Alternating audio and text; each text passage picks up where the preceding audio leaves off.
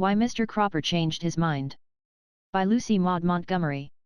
Well, Miss Maxwell, how did you get along today? Asked Mr. Baxter affably, when the new teacher came to the table. She was a slight, dark girl, rather plain-looking, but with a smart, energetic way. Mr. Baxter approved of her. He liked her style, as he would have said. The summer term had just opened in the Maitland district. Esther Maxwell was a stranger, but she was a capable girl, and had no doubt of her own ability to get and keep the school in good working order. She smiled brightly at Mr. Baxter. Very well for a beginning. The children seem bright and teachable and not hard to control. Mr. Baxter nodded. There are no bad children in the school except the Cropper boys, and they can be good enough if they like. Reckon they weren't there today? No.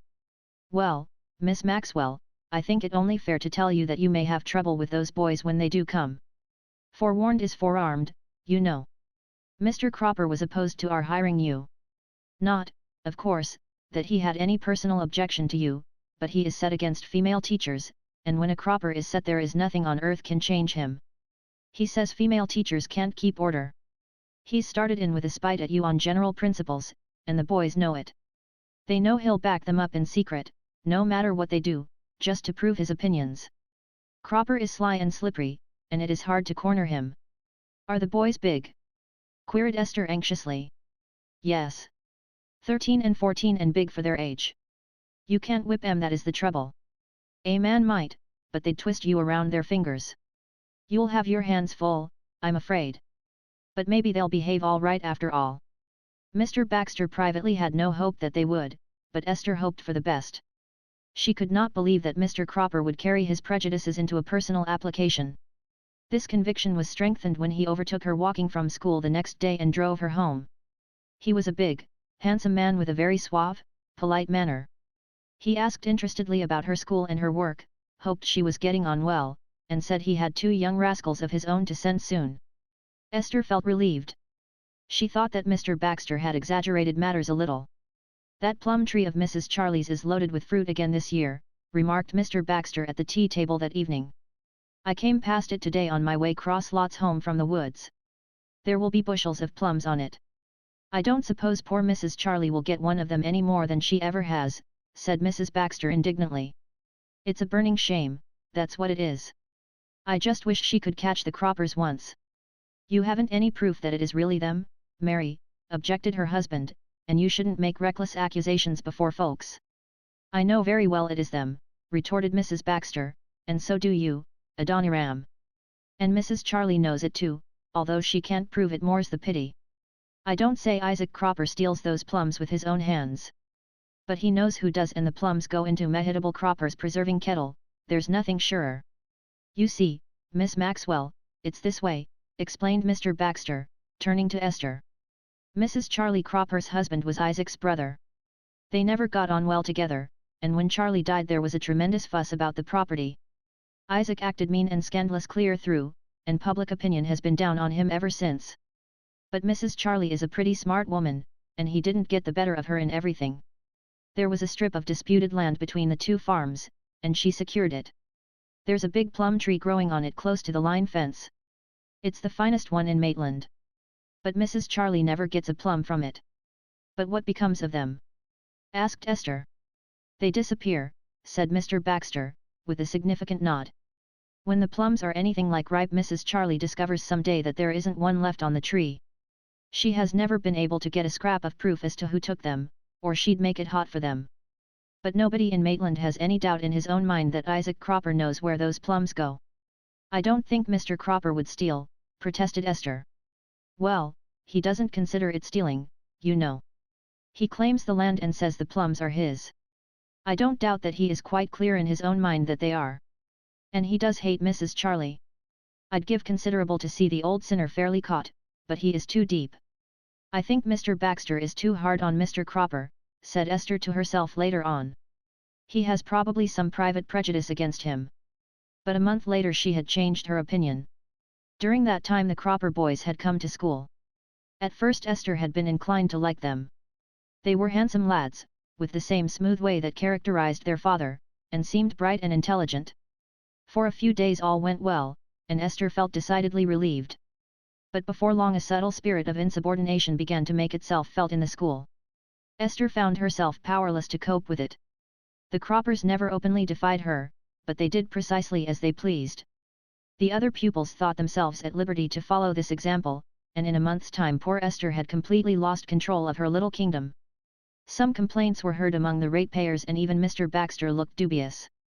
She knew that unless she could regain her authority she would be requested to hand in her resignation, but she was baffled by the elusive system of defiance which the Cropper boys had organized.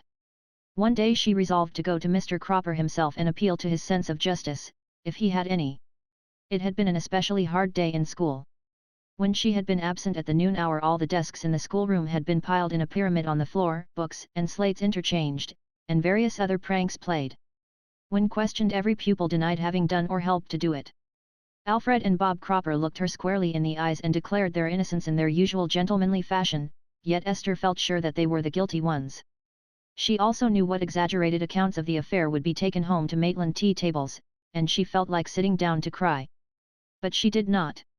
Instead she set her mouth firmly, helped the children restore the room to order, and after school went up to Isaac Cropper's house. That gentleman himself came in from the harvest field looking as courtly as usual, even in his rough working clothes. He shook hands heartily, told her he was glad to see her, and began talking about the weather.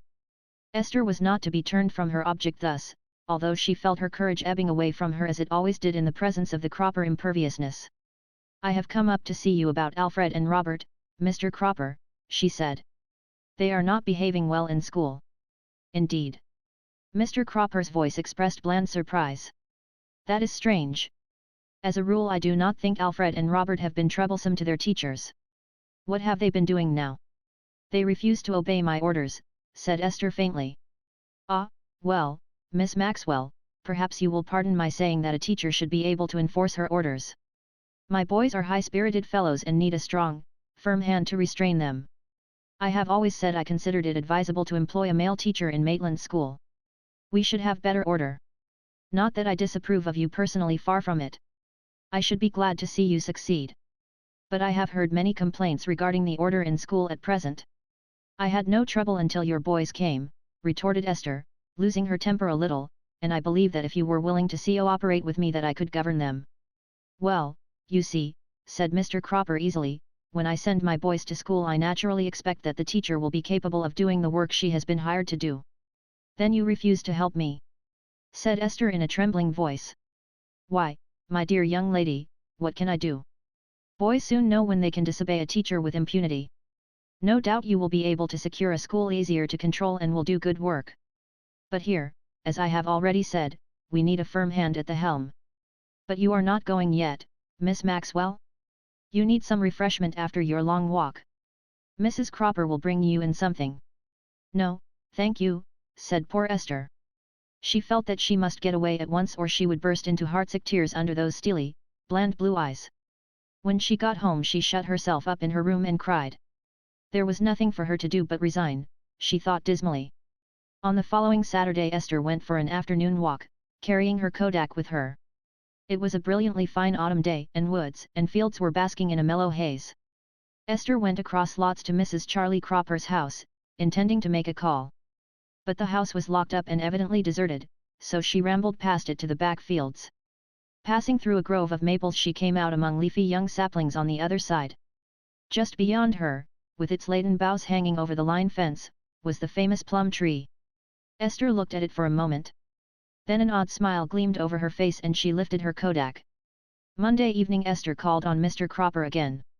After the preliminary remarks in which he indulged, she said, with seeming irrelevance, that Saturday had been a fine day. There was an excellent light for snapshots, she went on coolly. I went out with my kodak and was lucky enough to get a good negative. I have brought you up a proof. I thought you would be interested in it. She rose and placed the proof on the table before Mr. Cropper. The plum tree came out clearly. Bob and Alf Cropper were up among the boughs picking the plums. On the ground beneath them stood their father with a basket of fruit in his hand. Mr. Cropper looked at the proof and from it to Esther. His eyes had lost their unconcerned glitter, but his voice was defiant. "The plums are mine by right," he said. "Perhaps," said Esther calmly, "but there are some who do not think so. Mrs. Charlie, for instance, she would like to see this proof, I think. Don't show it to her, cried Mr. Cropper hastily. I tell you, Miss Maxwell, the plums are mine. But I am tired of fighting over them, and I had decided before this that I'd let her have them after this. It's only a trifle, anyhow.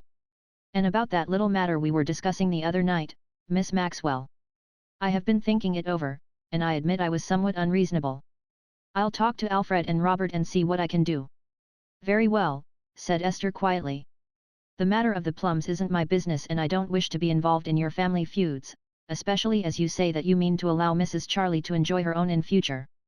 As for the school, we will hope that matters will improve. You'll leave the proof with me, won't you? Said Mr. Cropper eagerly.